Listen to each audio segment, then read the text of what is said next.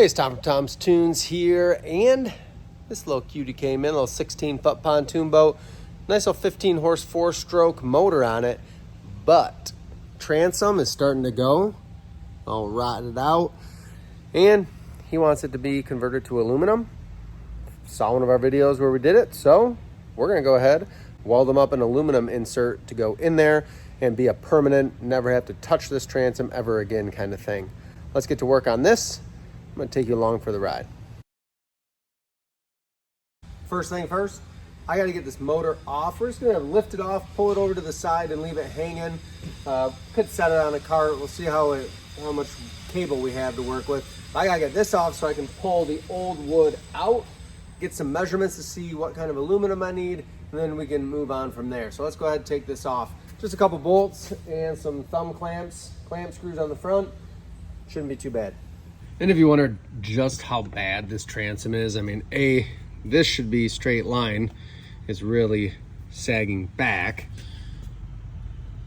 That clamp screw had a huge impression in there, so that wood is pretty rotten in here. I mean, that's compressed in quite a bit. And this transducer, that was barely on there. We'll see if I'm gonna reach out to my customer, see if they're cool with me going ahead and installing welding a bracket on the back of the pontoon. Should get this to read more accurately, especially when they're moving versus the gurgly water that's happening over here. So we'll try to get that relocated off the back of the pontoon down here where it would be from the factory.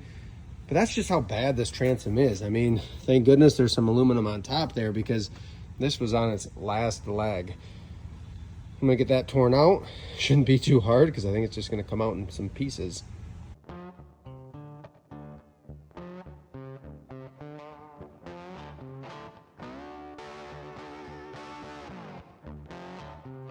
I got the motor pulled off to the side, hung here, strapped up. It's not going anywhere. Let's see how bad this transom is. Got that little cover plate. You're typically gonna have that. That's not structural whatsoever. It's mainly to protect this plywood. But right here, this is sandwiched down. It used to fill this whole thing, and now there's a little gap there. Well, that's no good. But just a whole bunch of warp to the whole thing. It looks like, I don't even know, this is probably from the factory. And this boat, it's in 1990. So this is 34-year-old plywood. It's lasted a really long time, assuming it's the original, which is a really thick piece of plywood and then a thinner sheet. So best bet here, I'm gonna go ahead, just pull all the hardware out, get this out of here, take some measurements, then I can go take a look at what I got in stock for sheet metal and what I need to fill this. But my goal is to fabricate something that looks basically factory on what the new boats are getting. So I wanna make something that's gonna slide inside of this, and then I'll go ahead and weld on the outside to hold everything in place. But I'd like to do a piece of sheet metal on the outside to make it look pretty, and then we'll do some square tube or a C-channel on the inside that is going to be the meat of what this is actually going to get bolted to. Probably going to be tube. I like that, having 2 walls to go through instead. Let's get this out and then we can see where we're at.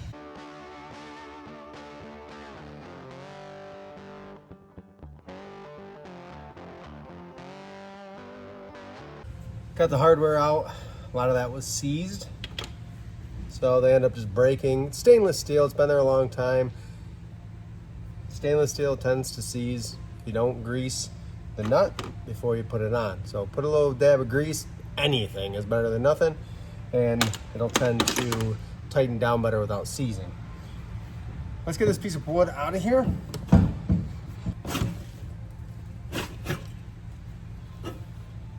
It's just years of deteriorating. A lot of this sits in the water, but you can see what I was talking about, the plywood.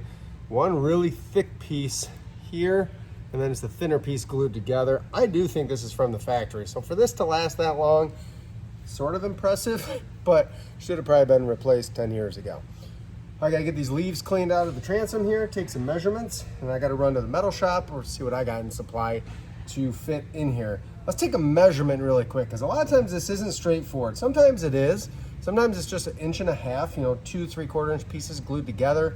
I got a feeling this is gonna be a little goofier one, but we should be able to make it work either way. So I'm gonna take that measurement right now. Let's look at what it is. So the inside dimensions here, if I were replacing this just with straight up material, it would be 1.75 inches.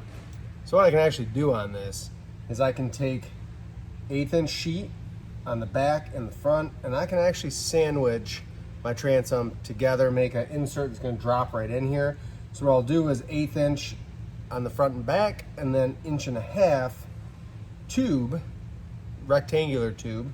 So it'll probably be a 3 inch by 1.5 inch. We'll do that, and that's gonna give me that piece that's gonna slide down in and replace what was there as wood. Let's see what I can come up with to make what I need to here.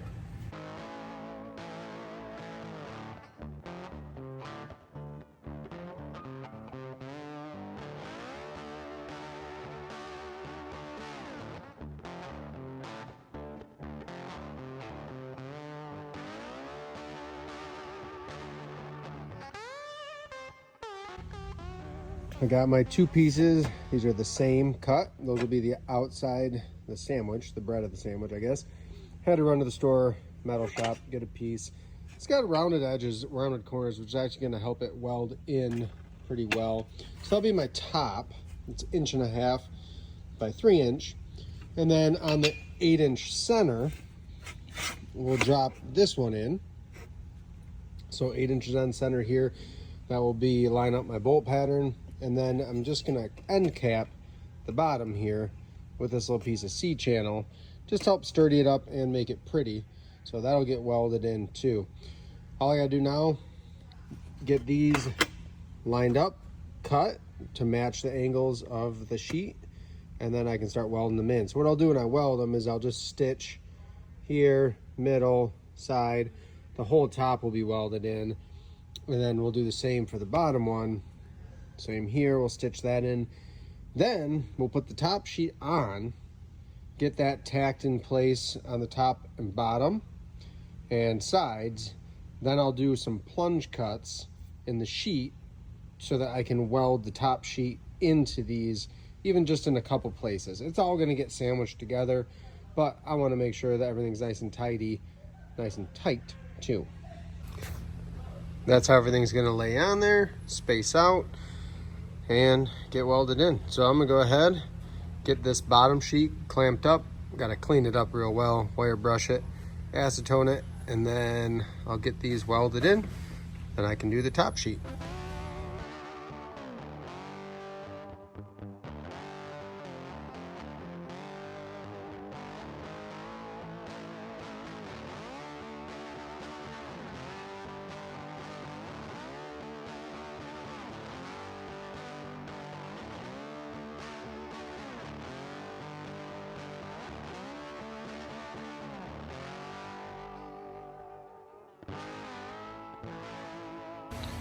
There we go. Everything is welded on the transom, or my insert anyhow. Just laid in across the top there, and then those are those plunge cuts that just connect this top sheet into the actual supports that the motor is gonna get drilled through or clamped to. So I got one more thing to do here before I can get this welded in. I gotta clean the heck out of this aluminum inside and out. Then I get to come in, we'll get the transom all squared up in here, inserted. Then I can get it tacked in place, and then we'll weld. Probably do kind of similar to what you see here. We'll probably do 3 stitches, 4 or 5 inch stitches up, and we'll TIG weld that in.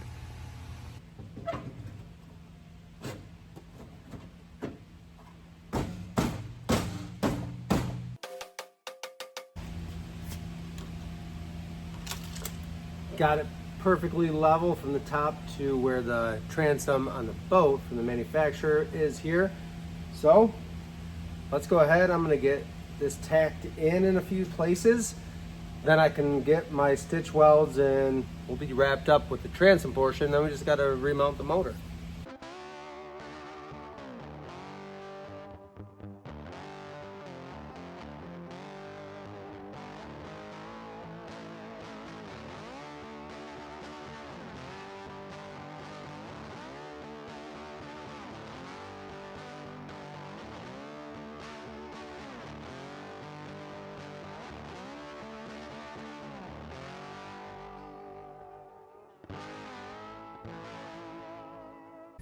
The welding portion of the transom is all done. Now all that's left to do is reinstall the motor and bolt it in. We did also throw on the transducer bracket for them too, just somewhere to relocate, get a better reading.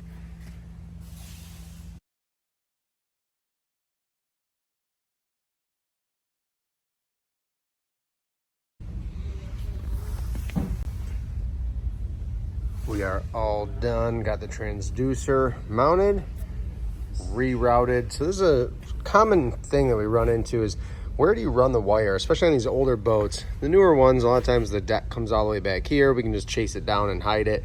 There are some 3M stickies that you can do if you clean the aluminum real well and then run a zip tie, but this works really well. I just punched a couple small holes through this eyelet and zip tied it in. It's gonna stay there forever, it's out of the way, and then I just pulled it nice and snug up front and zip tied it into the ignition harness, and that way nothing's gonna catch on it.